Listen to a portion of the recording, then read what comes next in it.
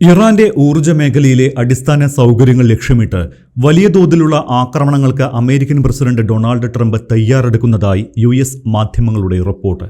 ഈ സൈനിക നീക്കത്തിൽ ഇസ്രായേലും പങ്കാളിയാകാൻ സാധ്യതയുണ്ട് എന്നാണ് വിവരം.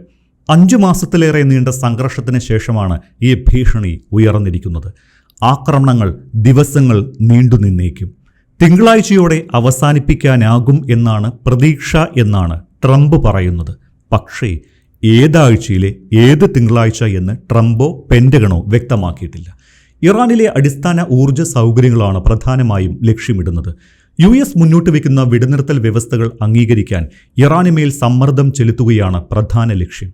അമേരിക്കൻ ഉദ്യോഗസ്ഥരെ ഉദ്ധരിച്ചുകൊണ്ട് വാൾസ്ട്രീറ്റ് ജേണൽ റിപ്പോർട്ട് ചെയ്യുന്നത് പ്രകാരം കീഴടങ്ങാൻ ടെഹ്റാനിൽ സമ്മർദ്ദം ചെലുത്തുന്നതിനായി ഒരു പുതിയ സൈനിക നീക്കത്തിന് തയ്യാറെടുക്കാൻ ട്രംപ് ഉത്തരവിട്ടു. ഈ ആഴ്ച തന്നെ ഇതിനായുള്ള പ്രവർത്തനങ്ങൾ ആരംഭിച്ചേക്കും. ഇറാനിലെ എണ്ണ ശുദ്ധീകരണശാലകളും വൈദ്യുത നിലയങ്ങളും ഉൾപ്പെടെയുള്ള ഊർജ്ജ മേഖലയിലെ അടിസ്ഥാന സൗകര്യങ്ങൾ ലക്ഷ്യമിട്ട് സംയുക്ത ആക്രമണങ്ങൾ നടത്തുന്നതിനെക്കുറിച്ച് അമേരിക്കയും ഇസ്രയേലും ചർച്ചകൾ നടത്തുന്നതായി CBS ന്യൂസും റിപ്പോർട്ട് ചെയ്തിട്ടുണ്ട്. ഇറാനിലെ സുപ്രധാന അടിസ്ഥാന സൗകര്യങ്ങൾ ആക്രമിക്കപ്പെട്ടേക്കാമെന്ന് ട്രംപ് പലതവണ മുന്നറിയിപ്പ് നൽകിയിട്ടുള്ളതാണ്. തന്ത്രപ്രധാനമായ ഹോർമൂസ് കടലിടുക്കിൽ കപ്പലുകൾ ആക്രമിക്കപ്പെടുമ്പോഴെല്ലാം ഒരു പാലമോ വൈദ്യുത നിലയമോ തകർക്കുമെന്ന് കഴിഞ്ഞ ആഴ്ച കൂടി ട്രംപ് പറഞ്ഞിരുന്നതാണ്. ജൂലൈ 31 ക്യാമ്പ് ഡേവിഡ് പ്രസിഡൻഷ്യൽ റിട്രീറ്റിൽ ട്രംപിന്റെ നേതൃത്വത്തിൽ നടന്ന ക്യാബിനറ്റ് യോഗത്തിൽ ഈ പദ്ധതി ചർച്ച ചെയ്തു. എന്നാൽ ആക്രമണത്തിനുള്ള പ്രാഥമിക സൈനിക തയ്യാറെടുപ്പുകൾക്ക് ട്രംപ് നിർദ്ദേശം നൽകിയിട്ടുണ്ട് എങ്കിലും അന്തിമ അനുമതി ഇതുവരെ നൽകിയിട്ടില്ല. അനുമതി ലഭിക്കുകയാണ് എങ്കിൽ യുദ്ധത്തിന്റെ ആദ്യ ആഴ്ചകൾക്ക് ശേഷം ഇറാനെതിരായ ആക്രമണങ്ങളുടെ പുതിയ ഘട്ടത്തിൽ ഇസ്രയേൽ നേരിട്ട് പങ്കാളിയാകുന്ന അവസരം കൂടിയായിരിക്കും ഇത്. അവർ നുണ പറയുകയും കാര്യങ്ങൾ തെറ്റായി അവതരിപ്പിക്കുകയും ചെയ്യുന്നു. അവർ എപ്പോഴും സംസാരിക്കാൻ ആഗ്രഹിക്കുന്നുണ്ട് എങ്കിലും വാക്കു പാലിക്കപ്പെടാറില്ല എന്നുകൂടി ട്രംപ് ഇറാനെ ഉദ്ദേശിച്ച് പറഞ്ഞിട്ടുണ്ട്. ഇറാനുമായുള്ള ആണവ പദ്ധതികളെക്കുറിച്ചുള്ള ചർച്ചകൾ വഴിമുട്ടിയ സാഹചര്യത്തിൽ അവരോടുള്ള അതൃപ്തി ട്രംപ് വെളിപ്പെടുത്തിയതാണ്. അമേരിക്കൻ പ്രതിനിധികളുമായി മണിക്കൂറുകളോളം ചർച്ചകൾ നടത്തിയ ശേഷവും ആ കൂടിക്കാഴ്ചയിൽ നടന്ന കാര്യങ്ങളെക്കുറിച്ച് അമേരിക്കൻ മാധ്യമങ്ങളോട് പറയുമ്പോൾ ഇറാനിയൻ പ്രതിനിധികൾ അത് നിഷേധിക്കുകയാണ് എന്നുകൂടി ട്രംപ് പറഞ്ഞു വെക്കുന്നു. ക്യാമ്പ് ഡേവിഡിൽ നടന്ന ആസൂത്രണ യോഗങ്ങളിൽ നിന്ന് ചോർന്ന വിവരങ്ങൾ പ്രകാരം ഇറാനിയൻ തലസ്ഥാനമായ ടെഹ്റാനിലേക്കുള്ള വൈദ്യുതി വിതരണം പൂർണ്ണമായും വിച്ഛേദിക്കാനുള്ള ശ്രമം ഉണ്ടാകും.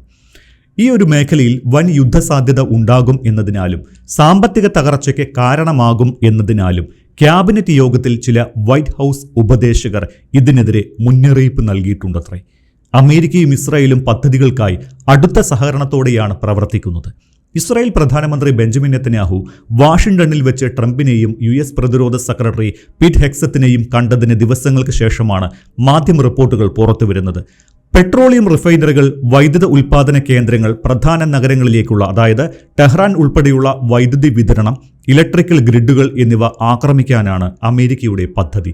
ഇസ്രായേൽ പ്രധാനമന്ത്രി ബെഞ്ചമിൻ നെതന്യാഹു അടുത്തിടെ വാഷിംഗ്ടണിൽ ട്രംപുമായും പ്രതിരോധ സെക്രട്ടറി പീറ്റ് ഹെക്സത്തുമായും കൂടിക്കാഴ്ച നടത്തിയിരുന്നു.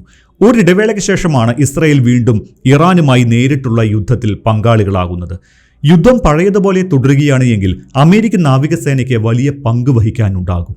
മധ്യപൂർവേഷ്യയിൽ അവർക്ക് 2 എയർക്രാഫ്റ്റ് ക്യാരിയർ സ്ട്രൈക്ക് ഗ്രൂപ്പുകൾ, അതായത് വിമാനവാഹിനി കപ്പൽ കേന്ദ്രീകരിച്ചുള്ള സൈനിക വ്യൂഹങ്ങളുണ്ട്. ദൈനംദിന ദൗത്യങ്ങൾക്കും നിരീക്ഷണ പ്രവർത്തനങ്ങൾക്കുമായാണ് അവ ഇപ്പോൾ ഉപയോഗിച്ചു വരുന്നത്. കടലിൽ കേന്ദ്രീകരിച്ചുള്ള യുദ്ധമുറയിൽ നിന്ന് കരയിൽ അധിഷ്ഠിതമായ യുദ്ധത്തിലേക്ക് മാറാൻ സഹായിക്കുന്ന USS ബറ്റാൻ പോലുള്ള ആംഫിബിയസ് അസൗൾട്ട് വെസലുകളും, അതായത് കരയിലും കടലിലും ഒരേപോലെ പ്രവർത്തിക്കാൻ ശേഷിയുള്ള ആക്രമണ കപ്പലുകൾ അവരുടെ പക്കലുണ്ട്. അതിനാൽ കരയിലൂടെയുള്ള ഒരു ആക്രമണത്തിനുള്ള സാധ്യത ഇപ്പോഴും നിലനിൽക്കുന്നുവെന്ന് പ്രതിരോധ വിദഗ്ധർ ചൂണ്ടിക്കാട്ടുന്നു. പക്ഷേ കരയുദ്ധത്തിന് പോകുമോ എന്ന കാര്യത്തിൽ ഉറപ്പില്ല. അതേസമയം തങ്ങളുടെ ഊർജ്ജ മേഖലയ്ക്ക് നേരെ ആക്രമണമുണ്ടായാൽ മേഖലയിലെ അമേരിക്കൻ ഇസ്രായേൽ ഊർജ്ജ കേന്ദ്രങ്ങൾ ലക്ഷ്യമിട്ട് ശക്തമായ തിരിച്ചടി നൽകാൻ സമഗ്രമായ പദ്ധതി തയ്യാറാക്കിയിട്ടുണ്ട് എന്ന് ഇറാന്റെ സുരക്ഷാ ഉദ്യോഗസ്ഥർ അവരുടെ വാർത്താ ഏജൻസികൾ വഴി വ്യക്തമാക്കിയിട്ടുമുണ്ട്. അത്തരമൊരു നീക്കം ഭ്രാന്തൻ തീരുമാനമായിരിക്കുമെന്നും ഇരു രാജ്യങ്ങളുമായും ബന്ധമുള്ള ഊർജ്ജ കേന്ദ്രങ്ങളിൽ കനത്ത ആക്രമണം നടത്തും എന്നുമാണ് ഇറാന്റെ നിലപാട്. ഇതിനായുള്ള തയ്യാറെടുപ്പുകൾ ഇതിനോടകം പൂർത്തിയാക്കിയിട്ടുമുണ്ട്. അമേരിക്കൻ നീക്കം ഹോർമൂസ് വഴിയുള്ള കപ്പൽ നീക്കത്തെ കൂടുതൽ ബാധിക്കുമെന്നുകൂടി ഇറാൻ ഭീഷണി മുഴക്കിയിട്ടുണ്ട്. അടുത്ത ദിവസങ്ങളിൽ ഇറാൻ നടത്തിയ ആക്രമണങ്ങളിൽ US അധികൃതരും ഞെട്ടലിലാണ്. യുദ്ധത്തെ പുതിയ തലങ്ങളിലേക്ക് കൊണ്ടുപോകാൻ ഇറാൻ നടത്തുന്ന ശ്രമങ്ങളാണ് USനെ ആശ്ചര്യപ്പെടുത്തുന്നത്. ജോർദാനിലെ US കേന്ദ്രങ്ങളിൽ ഇറാൻ നടത്തിയ ആക്രമണങ്ങൾ ഇതിന്റെ ഉദാഹരണമാണ് എന്ന് അമേരിക്കൻ അധികൃതർ ചൂണ്ടിക്കാട്ടുന്നു. ട്രംപിന്റെ മുന്നറിയിപ്പുണ്ടായിട്ടും ഹോർമൂസിൽ കപ്പലുകൾക്ക് നേരെ ഇറാൻ നടത്തുന്ന ആക്രമണങ്ങളും നിർണായകമാകും. അമേരിക്കയുടെ തുടർച്ചയായ നാവിക ഉപരോധം ഹോർമൂസ് കടലിടുക്കിലെ നിയന്ത്രണങ്ങൾ കൂടുതൽ കർശനമാക്കാൻ കാരണമാകുമെന്ന് ഇറാൻ പറയുന്നുണ്ട്. ഇറാന്റെ supreme national security council secretary Mohammad Bagher സോൾഗദറിനെ ഉദ്ധരിച്ച് ഔദ്യോഗിക വാർത്താ ഏജൻസിയായ ഫാർസ് ആണ് ഇത് റിപ്പോർട്ട് ചെയ്തത്.